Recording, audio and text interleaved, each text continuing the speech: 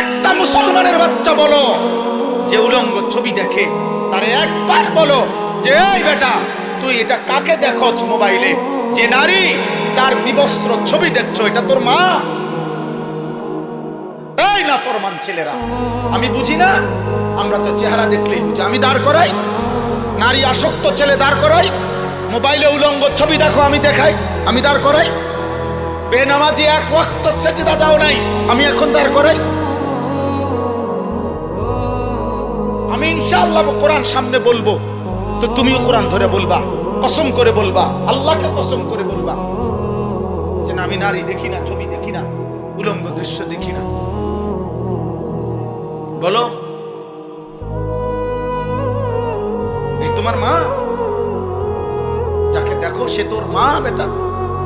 তোমার বোন, তোমার মেয়ে, তোমার ফুফু, তোমার খালা?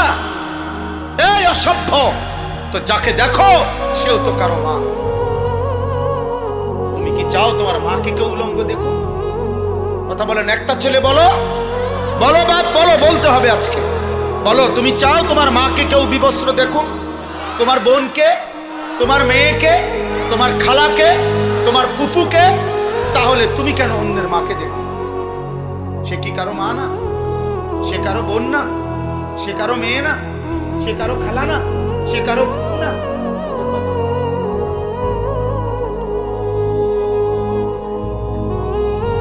তোমার রক্তে ইনসান নাই? তুমি মানুষ না?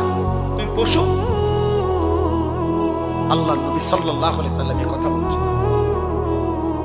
এই কথা নবীজি বলছেন। নবীজি, আমি তো বললাম না, রাসূলুল্লাহ সাল্লাল্লাহু আলাইহি সাল্লাম এক যুবককে এই কথা বলছেন। এই যুবকের এই কথা বলার পরে যুবকের কলিজায় এমন ধাক্কা লাগছে, যুবক বলছে, ইয়া রাসূলুল্লাহ, আল্লাহর কসম আমি আর কোনোদিন জিনার রাস্তায় পা বাড়াবো না।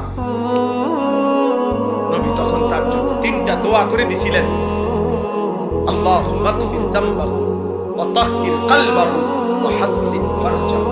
আল্লাহ আমার এই যুবকের গুনাহ মাফ করে দেন, আমার যুবকের অন্তর পবিত্র করে দেন, আমার যুবকের লজ্জাস্থানকে পাক করে দেন।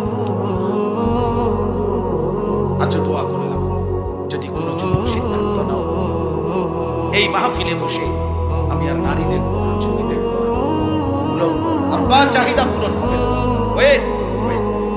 তোমার বাবা দাদা পূর্বপুরুষ বিবাহের মাধ্যমে এইভাবে আসছে, তুমি এক বিবাহিত মায়ের সন্তান। আরে বেটা, তোমরা যারা অস্থির ছবি আর নারী উলঙ্গ নাচ গান দেখো, তো তুমি তার থেকে কি চাও? সুযোগ পাইলে তুমি তা করতা, এই তো। তাহলে সুযোগ পাইলে